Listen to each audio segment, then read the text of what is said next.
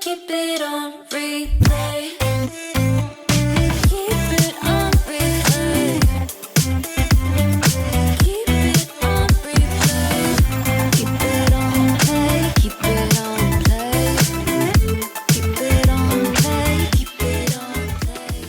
Hey everybody, welcome to the newest episode of On That Note with Parker Whirling. Today's guest is a very talented electronic music producer based in Los Angeles, California. His new song Replay featuring Skyler Cocco is out right now, but I did get a little sneak peek before we started the interview. He's worked with incredible acts like Blackbear, Enrique Iglesias, Mike Posner, and T-Pain. Please, before we get this episode started, make sure to like and subscribe to this podcast via Spotify, Apple Podcasts, and YouTube. And make sure to follow us at onthatnote_podcast and at Parker Whirling. And on that note, please welcome Rad Cat. All right, I'm sitting here with Christian Arisa, an electronic music producer based in Los Angeles, California. Thank you for joining me for an episode of On That Note. I got to hear a little sneak peek of your newest song, Replay, featuring Skyler Cocco, which is out right now as people listen to this podcast. But as we're recording it, I got a little sneak peek. It's not quite out yet. I feel very exclusive. Big shout out to Jamie Sloan for getting us in touch with each other. It will be out July 9th, and it's actually your first single of 2021, which is very exciting. So since we're getting the you before the release, I'm getting kind of an interesting perspective from you right now. How are you feeling going into this being out?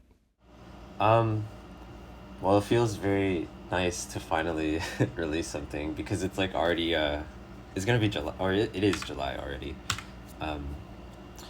And I don't know, yeah, it's been half a year, and I'm like, finally, like I have new music to release.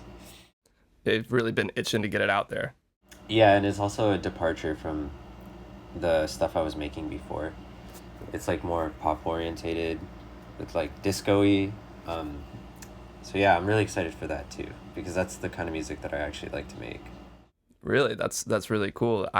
When I heard it for the first time, I was like, oh, this is awesome. Let's get him on. And then I went and checked out your other stuff and was like, this new song is a lot poppier. It's a lot more happy. And not that there's anything wrong with going dark and mysterious, but it's a nice refresher coming into like the summer of 2021. Yeah, and I made a lot of those songs, like the darker ones. I was like heartbroken over like a girl, blah, blah, blah. Of course, how it goes. So I had my moment, and yeah, now I'm just like, no, I want to make happy music again. Like, just, I like pop a lot too. So, yeah. So when you went into making this song Replay, did you already go into it with the mindset of I want to make a happy poppy song, or did it just sort of kind of grab you and be like, oh, I guess this feels right. This is going to be the next one? I feel like that Replay just came along like randomly. I think I got a bass. Like I had just gotten a bass, and I was like, ooh, let me try to play it. And I found out like I played like a really cool bass line, and then just started making the song from there. But it came really randomly. I didn't even know that I was gonna make like a poppy song like that. But right. Yeah. So it just sort of like sprung up out of nowhere. Yeah, it definitely did. But it'd be like that sometimes. So it really does. Cool. That's funny that it was a bass that really started it, because I feel like most times it's like a chord progression or maybe a drum beat. It's not usually a bass guitar that like sparks an idea. Yeah, I feel like it usually is chord progressions for me too. I don't know. I was just having fun, and I found something that worked like pretty quickly, which is amazing when you're trying to make a song. Yeah. So yeah, I just ran with it, and then the song was made. So when you were working on this song Replay with Skyler, was there any sort of different approach that you took, or any lessons you learned that were unique to making this song compared to previous releases? Yes, actually, I feel like compared to previous ones, so for replay, that was the first song that I actually recorded like guitars and live instruments and stuff. Um, so it was kind of like I had to learn how to do all that without messing it up. This was the first time you used live instruments? Yeah, it was. It basically was. Um, so yeah, I was like figuring out how to like record and like do all that. But Gotcha. yeah, it was fun. It was cool to learn how to do all those things because I'm gonna do it a lot, so might Nice. as well. So that's a totally new way of approaching this, your sound, because it is so electronic heavy, and that kind of makes sense that this new song that's a lot poppier and it feels like disco. That wasn't the word I was thinking, but that's pretty accurate. That you're using these musical instruments like as a way to switch things up a bit. Are you planning on doing more of that in the future? Yes, that is actually pretty much what I'm shifting towards. Like music like that. Like the example I always give is like S.G. Lewis or Madeon. I just really like how they incorporate live things into electronic music because it makes it feel like um, I don't know, alive and real. But yeah, everything moving forward is basically gonna be like disco-y, housey, and I'm like super excited for it. Nice. It's cool to blend those two worlds because I feel like it makes things feel it can make things more unique. It's like you're not limiting yourself to one thing. You're branching out. And sometimes like you can you can get into that and be a little overwhelmed because maybe it's new or maybe there's too many possibilities. But at the same time, you kind of have to branch out and discover something else about yourself and the way you produce in order to grow in the future. Yeah, yeah, it definitely brought like a new perspective, playing with instruments instead of making every single thing on the computer. Um, I even recorded like a hardware piano, which I've never done either, so that was fun. Yeah, I'm glad. I'm like happy that I did all that because it's fun. It's like fresh and exciting, you know? Yeah. I noticed pretty much all your songs, you're working with other artists and other singers. So you must have a pretty good idea of how you want to work with people. What's your usual mentality going into like the collaboration stage? Um, so usually I'll like go on Spotify or something and like try to or like I don't know, SoundCloud, um, and just try to look for like singers. Then once I find one, I'll hit them up and be like, "Hey, would you like to work together on this song?" Literally do whatever, um, because I usually give them the freedom to just write the vocals however they feel, and usually that's how it goes. Um, I'm Pretty not super, simple, yeah. yeah, I'm not super picky or anything, so I'm like, yeah, let's just make a cool song.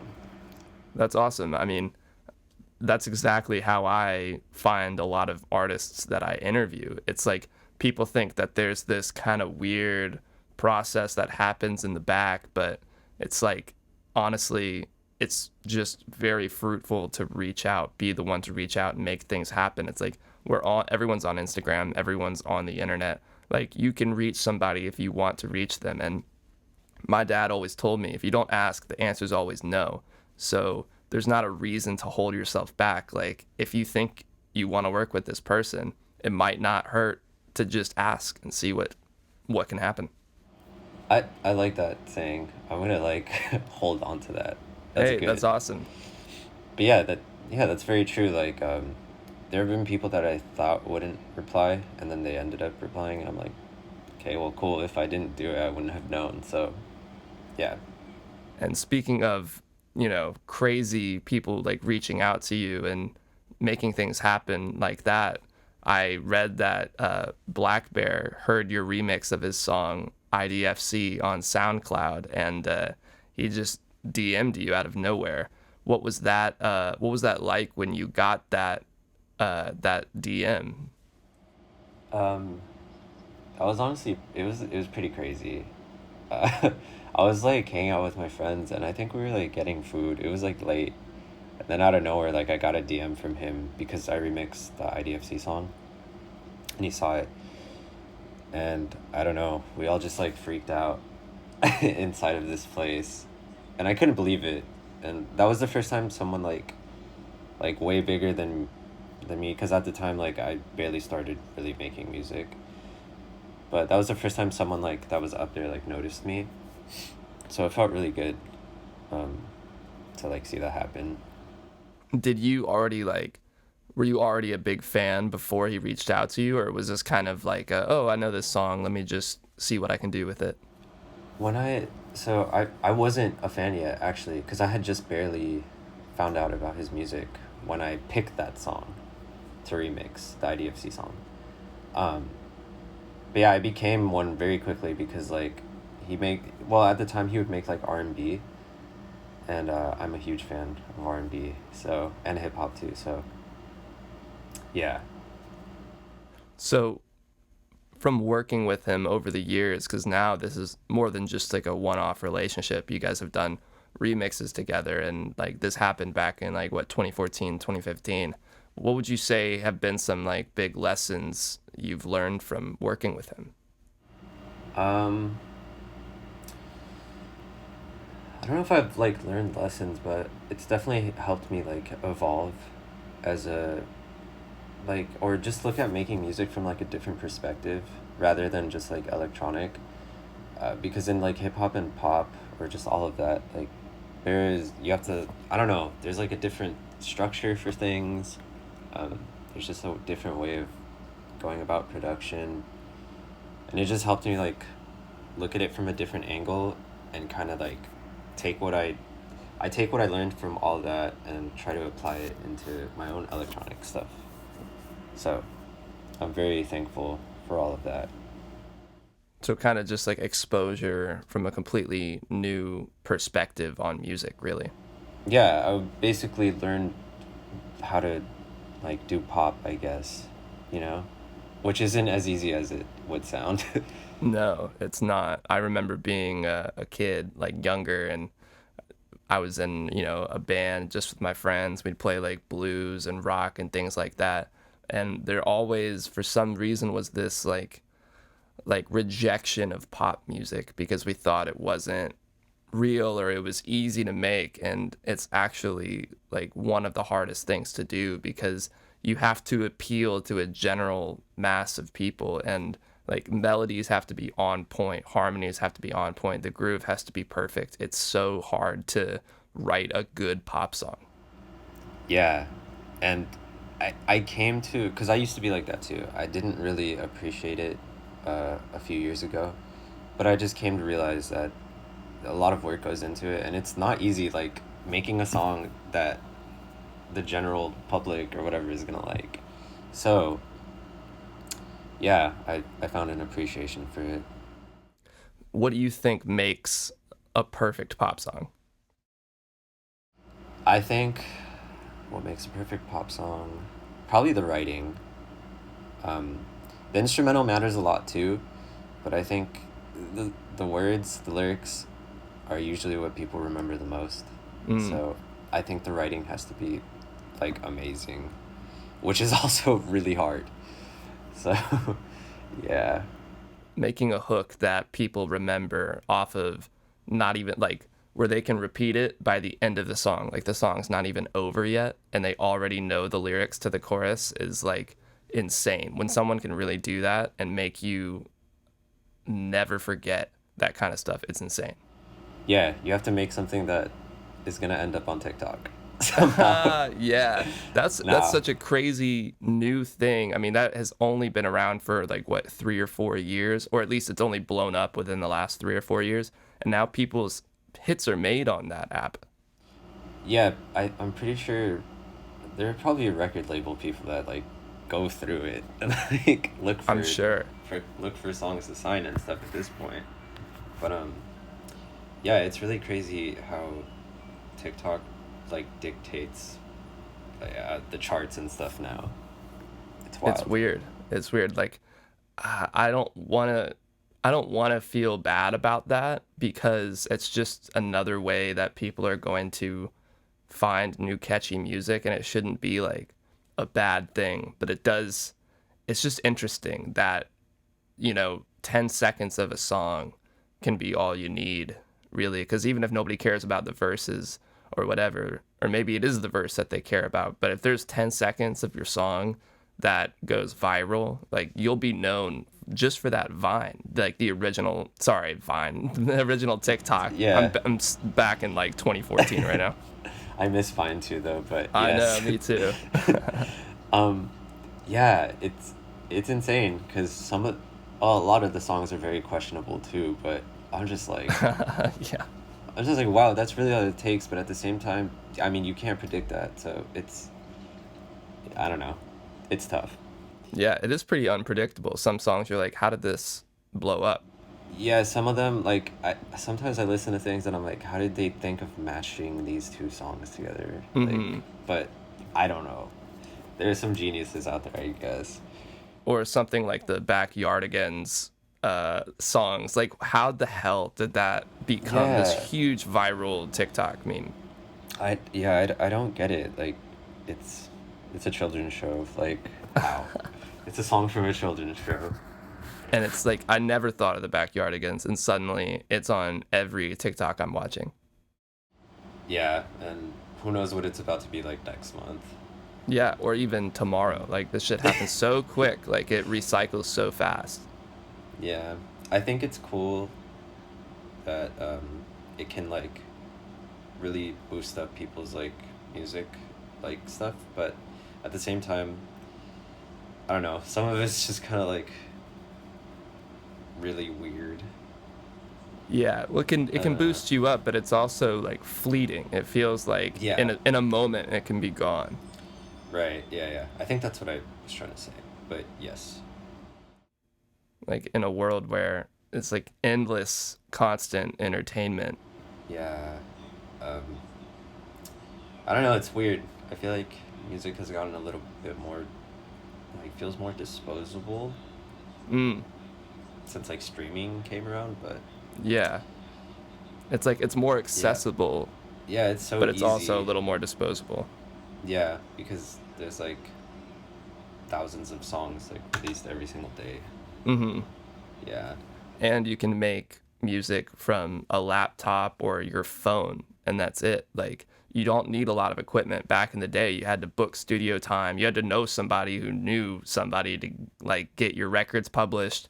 It was like a whole process. And now you can do everything and then upload it to SoundCloud. Yeah. Yeah, and I just can't imagine like the technology for it in the future. It's probably gonna be crazy. Yeah, true. And like, how could we even go further? But of course, we're gonna figure it out some way to go further.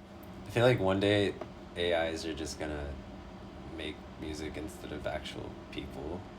I That don't would know. be wild. Yeah. I don't know how that's gonna work, but that's my theory. Well, I guess we'll figure out soon. I don't know if I'm looking forward to that or if it's gonna be amazing. I guess we'll see. Yeah. So when I was doing some research on you, I saw that you have done remixes for like huge artists like Enrique Iglesias and Mike Posner and T-Pain. How did you come about these opportunities? Because I know a lot of artists would be like mind blown to work with someone like this. So the one for Enrique, I think they had like emailed me. It was like super random, and yeah, it was just like, do you want to remix this song? And I was like, well, that's kind of crazy, like, because I grew up like my parents like would play that kind of music around the house when I was growing up. And that was the first time that I told them like, hey, I'm doing this, and they were like, oh, we know who that is. They're like, that's crazy. And I was like, okay, they get it now. Yeah. But yeah, that one was kind of out of pocket though, because I don't really make music like the remix I ended up making. But I was like, I have to try like making something because this is a cool opportunity. So yeah, You got to step up to the plate when opportunity comes knocking. Yeah. Yeah, that one was really cool, and I'm very like thankful that I got to do that. Um, yeah. What about T-Pain? I'm very curious about that. Oh, T-Pain was the feature on one of the. Okay, so this story is funny. So I was making a beat, for Bear, and I thought it would just be for him, like it was for just his own song. And then like later on he like sent me an update and he was like, "Oh yeah, by the way, like T-Pain's on it now." And I was like, "Okay, cool." And then I heard it and I was like, "Oh my god, like I grew up kind of like listening to him on the radio too." And I was like, "This is crazy." I made the beat. Like that's insane. That's funny. You had no idea, and suddenly he's on. Like you weren't even part of that decision process. No, he was just like T-Pain's on it now. And I was like, "All right, cool. Yeah, Let's like go." like what are you gonna be disappointed? Like of course you got a huge act on your song. That's insane. Oh yeah, that song was really cool. Bear's a cool person though. Like he kind of let me just like do whatever with the production, like whatever I felt like was cool. Um, but yeah. So when it comes to remixing someone else's song, do you have a different mindset versus going into creating like an original for yourself? Um, Sometimes. Usually I ask like if they want it to sound a certain way, and if they don't, then I just have the freedom to do whatever, and I end up doing something that sounds like me. Um, and that's how it's always been actually. Most of the time people are like, "Yeah, just do whatever you do." I'm like, "Let's go." Okay. Do But you prefer it to be more open-ended, or do you like having more of a framework to work within? um I like it being open-ended because then I can just like experiment with different things instead of having like a set goal that I have to do, because then it gets frustrating like if I can't figure it out, like you know um I'm trying to think about how to explain it. If they want me to make like something that's hip hoppy and I can't, like it just isn't working, it'll be like super frustrating. So having it open-ended just lets me do whatever I want. How do you get around that problem when you approach that kind of, that barrier? The writer's block. Yeah, the um writer's block. Man, I don't know, like I don't think I've ever figured out like a proper like way to get around it, but I usually just like take a step back and just play video games or like go outside, like literally do anything else, and then and listen to music too, to like try to be inspired by something. But yeah, usually one of those things will help me like get out of it. So Yeah, no one's figured it out, but you did say the common thread that I've heard from other artists, which is just take a step back, go for a walk, go do something else instead of banging your head against a wall trying to figure this out. yeah, because when you try to make music and you can't because of writer's block, it just you're gonna waste your time. Like you're literally not gonna be able to make anything. So instead of fighting it, yeah, like I said, like just go outside or watch TV or like just try to have fun. I don't know, but that's what I do. Yeah, go have fun. I mean, that's as simple as it gets. Put yourself in a good mood because also making stuff when you're like really not feeling it and in a bad mood, you're probably not going to make something cool. Like it's pretty rare. No, or it'll end up being dark, like the phase that I went through. But you did produce some good music out of that, so there's something to be said for channeling that energy, but at the same time, you don't want to like have to rely on that. Yeah, yeah, I wouldn't want to have to be sad to make cool, sad songs. That No, would that suck. would be awful. Yeah. Yeah. So, do you have any advice for artists when it comes to collaborating with others, or do you have like could you describe the perfect collaborative partner? Um, which one should I do first, the advice or the perfect Let's go collaborative? for advice. Okay, advice.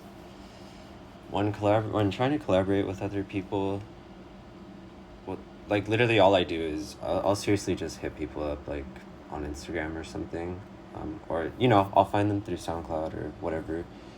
But yeah, I just hit them up, and if they respond, you know, just I don't know if after don't be like super like crazy upfront or annoying at first. Like try to be a human and say hi. Yeah, that's literally all I do. I'm just like, hey, what's up? Nice to meet you. Do you want to make a song together? And then it's either they respond or they don't, you know? Right. And someone else I talked to, I asked that question, and they basically kind of said what you said, but also were saying like, be a fan of the person. Don't like just do it because you're trying to climb some social industry ladder. Like actually be a fan of their music. Yeah, I think you should definitely be genuinely like interested in what they do. Whether, I don't know, maybe they're a producer or a singer. You should definitely be actually interested in what they do. And yeah, not trying to just, you know, climb a ladder or whatever. Because that's just a little shady. But, you know, just be a good person. That's all you got to do. Exactly. Nobody wants to work with somebody like you can smell that kind of thing. Most people can sniff it out, yeah. Yeah. So what about the perfect collaborative partner? What are some traits that you want to see? Um, Shoot. That one's hard because I feel like everyone I've worked with has been pretty like great. I don't think I've ever had like differences or anything with anyone that I've worked with. But I've mainly worked with like singers and writers. Um I don't know. I guess what's perfect about it is like most of the time like I'm just like, here you go. Here's the song. Just make something cool, like whatever you want. And a lot of the times like they just make something amazing and I didn't even tell them what to do. So I guess that's what's been like perfect about it so far. So maybe being able to trust the other person. Yes, trusting the other person to just, you know, do their thing and like just make something cool. Yeah, that kind of goes back to like being a genuine fan. If you're a genuine fan, you're not going to be worried that they're going to do something that you don't like because you already like the stuff they put out. Yeah, and and I hate being super like nitpicky about stuff like that. So I'm just like, yeah, do whatever you want, and I'm sure it's gonna sound amazing. That's awesome. I want to switch gears a little bit here because I thought it was really interesting that you've scored some pretty big commercials for big companies. And I haven't really talked to anybody on this show yet who's done that. So you've done commercials for Nintendo and Samsung, which is super cool. How did you find yourself getting into this side of the music industry? Um, I was just kind of like, I wasn't even seeking it. It was like I was thrown into it. So, like this sync, like I didn't even know this existed either. So I guess there are sync agencies, right? And they will be like, they'll hit people up and be like, hey, like your music's great. We can get it into, you know, commercials. Would you be interested in it? You know, blah blah blah. So one of those companies like hit my manager up and they were like, do you want to have songs in commercials? And I was like, yes, of course. Like, why not? Um, yeah, they just find opportunities for you, and if it sticks, they let you know. So that's how pretty much all of those happened. Crazy. How does Yeah. how does that process differ from when you're, like making your own songs versus having like not even just somebody you're collaborating with, but a literal company that has to approve? I'm sure there can be times where they're like really specific with things they want. Yes. Pretty much for everything that I've done, they would just take this. They would take like one of my songs that's already made, um, and they would just take the stems, and then do whatever they needed to do with it. One time I did try to make one from scratch, just for like the purpose of like a commercial, and the notes were like super detailed. It's pretty hard actually, because they might write down a certain thing, but you end up not doing, or you guys just don't have the same idea in mind. I don't know. It's weird. It is kind of tough though. It's like a corporate entity like entering your creative art sacred space, and it's like, how do you balance those two things? Yeah, and I don't know. Sometimes the descriptions are like really vague or like super like detailed, and I'm like, I don't know what I'm supposed to do. But yeah, but thankfully, no. Thankfully, it's just been songs that I've already made. So that's Yeah, been really I would cool. imagine that makes things a little bit easier. Oh yeah, so much easier. I don't have to do anything except for stem the songs out. Um, yeah, it's been really cool to see. Like, I think the one that for me was crazy was when I saw the like Nintendo use one of my songs. I don't know, because I just grew up like playing video games and stuff, and Yeah, then I that's have really wild. I have a Switch, and like I don't know, it was just insane to me. I was like, there's no way, but it happened. That's like a little kid's dream come true, kind of. Yeah, part of me was like, I should ask for like a free Switch. What the heck? Yeah, But throw it in the contract. I should have, but I didn't. It slipped my mind. But it was really cool. That one was my favorite one, I think, out of all of them so far. Yeah, that's really fun. So, do you have any advice for artists who want to get into this kind of market but don't either know how to break into it, or maybe they have just gotten their first opportunity and they want to know some do's and don'ts? I think advice for doing sync stuff,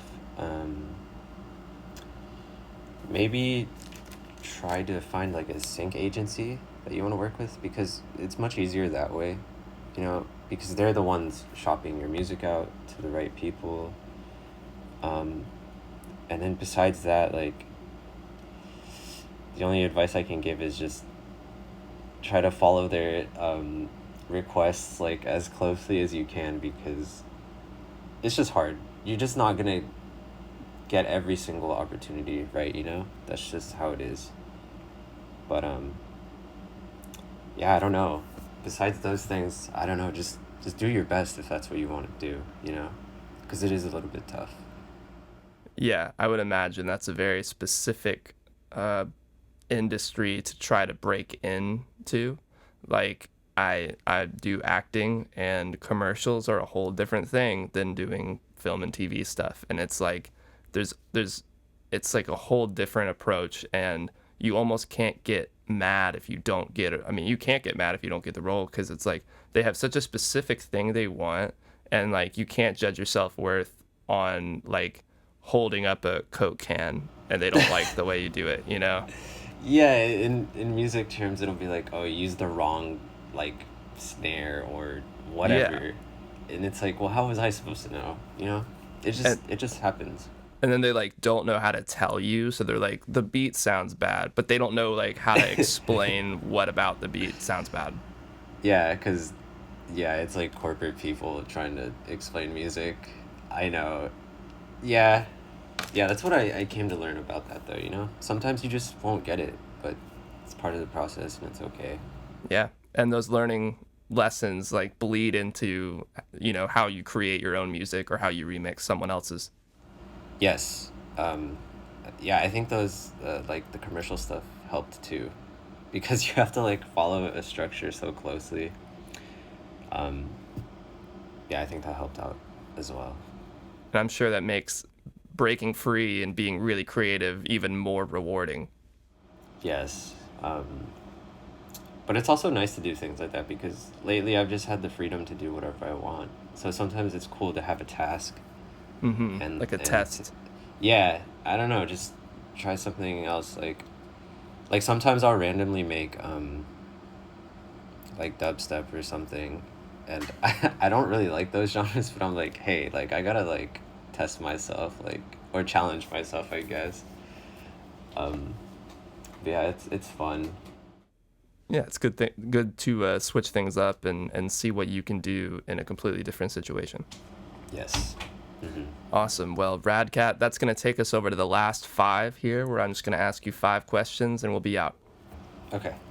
All right. Number 1 is Logic or Ableton? Ableton. I would have guessed because it seems like a lot of electronic music can be made on that. Oh shit, you got the tattoo. Yeah. You need a sponsorship, man. Dude, I know everyone tells me that. I know I do. Yeah. Like you literally got the logo on your wrist right there. Like they got to give you something. I gotta post it on Twitter, to be honest. Yeah, do all the hashtags, get everyone to at Ableton. Yeah. So what do you like about Ableton? So I started on Reason, actually. Oh, okay, interesting. Yeah, it was like Reason 4. It was really old. You couldn't use third-party VSTs. So yeah, I switched to Ableton like a year after. I think Reason really taught me how to, like, the basics of production. But when I switched to Ableton, I was just like, first of all, I had third-party VST access, and then, I don't know, it's just so clean, and there's so much stuff that you can do in it, and their algorithms for audio manipulation and all that stuff, it's just crazy, and their stock plugins too. Like I'm an Ableton stan. Like I've been using it for so many years at this point. Yeah, the DAWs really do have stands. Like people like Yes. will go to war with each other over a DAW. Yeah, I personally, I always like to poke fun at the FL Studio users because I feel like they get the most upset. But Yeah, because who uses it? I don't know anyone who uses FL Studio. there's surprisingly in like electronic music, there's a good amount of people using FL Studio, which is crazy, because I've tried using it. Like I think a year ago I tried it, and I was just like, what the hell? Like, it's so weird. Like the interface too. I hated it. It's not very user friendly, I don't think. No, there's a bunch of windows, and I was just like, this is really weird, and I don't like it. You stick with Ableton, you get those sponsorships, and you'll never have to leave. Yeah. Yes. Hopefully. So question number 2 is, what do you think is a perfect album front to back? Worlds by Porter Robinson. Okay, cool. Yeah. He just, like, that was an era of music that was just, I don't know, that was crazy. Like there was no bad song on that album. And he was doing things that people hadn't done yet, like within future bass. That's just genre I would call it, I guess. It was like kind of revolutionary. So yeah, that's one of my favorite albums. It's amazing he took like 5 or 6 years between Worlds and his newest album. It's called Nurture? Is that what it's called? Yes, I'm pretty sure it's called Nurture. There's definitely a song on there called Nurture, but I'm blanking for some reason because I've been listening to it. Oh my gosh, me too. What the heck? Wait, Let's look it up quick. I don't want to be wrong. Let me see. Spotify. I've been really listening to that song Musician. That's my favorite, no doubt. Oh yes, that song is really good. Okay, I found it. Oh yeah, it's called Nurture. Okay, we were right. Yeah, you were right. I love that album cover too. It's so cool. Yeah. I like the new one too, but I just feel like maybe it's like nostalgic with Worlds. Yeah. I just feel like he did something like really crazy with that one. I haven't checked it out, so I'll have to go listen to it. Please do. It's, even though it's like I think it's from 2014, it does not sound dated. Like, Yeah, it at all, holds to up. be honest. Yeah, very well. So yeah, listen to it. Nice. That's funny because my third question is who's your dream artist or producer to work with? And I also like to throw down a couple people who I feel like would be good. And the first one I wrote down was Porter Robinson. So there you go. Yeah. I guess maybe it's meant to happen. I hope that happens one day. Besides him, Madion is also like one of my favorite musicians too. French people are just always so good at making like funky music. Shout out Daft Punk. Yes, perfect. Yeah. And Justice, aren't they also Dude, yeah, French? Justice is crazy. Yes, like all of them are so good at music, and I just want to like talk to them and be like, teach me, like, how do you do these things? Like, it's so crazy. But yeah, Porter, Madion, um, shoot, I think that's all I can think of right now. Yeah, they're Sometimes like it's they're my hard to like think biggest. of all these people because it's like Yeah, the world of possibilities is huge. yeah, I think those two are probably my biggest. Like, oh, and SG Lewis, he's really cool too. Those three Nice. are like my top inspirations. Cool. I wrote down two others. Caroline Polachek, I feel like would be a great addition to vocals on some of your songs. Wait, yes, I'm gonna look that up so that I can like listen after this. Yeah, her song "So Hot You're Hurting My Feelings" is just amazing. That's probably my favorite song by her. Okay, yeah, I'm gonna check this out after. And then the other one I have to give a shout out to because she actually, Jamie, who introduced me to you, introduced me to these guys, Super Taste. I don't know if you guys know each other through her, but they're an amazing, like, uh, kind of disco, electronic music, pop music duo that they also DJ. So it's all kind of mixed into one thing. You should check out their EP because they're really good. I will because it's actually kind of hard to find like the kind of music that I like to listen to like that. So I'm gonna check them out too after this because I always love finding new disco-y like funky stuff. Yeah, for sure. I'll send you a song or two of theirs that they just put out, and Jamie is the one who like introduced me to them, so that's how I know about them. And uh, your new song, "Replay," reminds me of the song that she sent me by them, Oh, hell yeah. super classic. Yours is probably a little more leaning on like the EDM side of things, but you both have that disco pop element to it. Yeah. Wait, I want. Okay, yeah, cool. I'm excited to hear theirs because that's cool. Yeah, I think you'll really dig it. It's dope. Cool. Well, question number 4 is what's on your musical rotation right now? Like what have I been playing? Yeah. Um, Man, I'm so I'm so bad with playlists. I will make one and then just listen to it for years. Lately though, I've been listening to a lot of old disco actually, like stuff that you would sample, just Mm. trying to like be inspired by something, you know? Because recently I did kind of go through like a kind of a writer's block. So yeah, I've been listening to a lot of like 70s music. Cool. Interesting. Yeah, not too much electronic actually, which is also interesting. I would imagine that's kind of helpful because if you want to make one genre of music, not to like box yourself in, but if you kind of gravitate towards one, it's really helpful to listen to something completely different because you can draw really weird inspirations from that and bring it into this totally, a familiar thing, but make it new. Yeah, actually, whatever I make, like, I don't really ever listen to it, like, the genre. It's really weird. I feel like I'm weird for that because I don't know if that's rare, but I do not listen to the genre of electronic music that I make because I don't want to be, like, subconsciously copying something. Yeah, that makes sense. So, yeah. Cool. Well, question 5, the last one here before we're out, is what's your favorite decade of music? Um, 80s. Um, 80s, yeah. Yes, because of like city pop. Do you know what city pop is? Is that It's a like is that a it's like genre or a it's a group? genre. Okay. It's well, the most popular version of it is Japanese city pop, I think. I don't know, it's just like it's music that just feels really chill. And like I have no idea what they're saying, but like the instrumentals are just amazing always. Um and I just really like it, like funky stuff and like the 80s there was a lot of funky stuff in the 80s too, so I like to listen to it. Is the Japanese city pop like I feel like I've gotten YouTube suggested videos for those where it's like a really interesting looking Japanese like animated skyline or something. Is that kind of what you're talking about?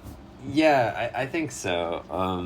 Yeah, it's just a genre that it has an 80s sound and it's like super chill or funky, you know. Yeah. You just have to try listening to it. Yeah. Send me like one or two artists you really like, because I remember trying to get into things like that, and it's hard for me sometimes to like really stick to instrumental music. I need something to like really grab me. Yeah. No. Yeah. A lot of them do actually have vocals. So, but Oh, okay. you're probably not gonna. We're not gonna understand what they're saying. But, Yeah, I guess that's true. But at yeah, least a little vocal line can kind of help me out. Yeah. Cool. Well, Christian Ariza, aka Rad Cat, thank you for joining me for an episode of On That Note. It was a pleasure getting to talk with you about your creative process and your new song Replay featuring Skyler Cocco, which is out now as people listen to this. But it was really fun to get a sneak peek of it before it's out. Shout out to Jamie for introducing us. And yeah, man, thank you again for coming on the show. It was awesome. Dude, yes. Thank you very much for having me. I always love to just go on and on about musical things. But yeah, it was nice talking to you too. That was very fun. Thank you, man. I'm glad you had fun. I always love going down rabbit holes talking with people about music. That's why I started this in the first place. Yeah. And it's always fun just to get other people's perspectives on this. Yeah. Cool. Well, Christian, thank you again. Rad Cat, have a great day. Thanks, man. Talk to you too. later, dude. Yeah, later, man. If I want it, then I get it. I just Thank you again for joining me for another episode of On That Note with Parker Whirling. If you haven't yet, please make sure to like and subscribe on YouTube and Apple Podcasts, and you can even leave a comment down below to let me know who you're listening to. On that note, I'll see you guys next time.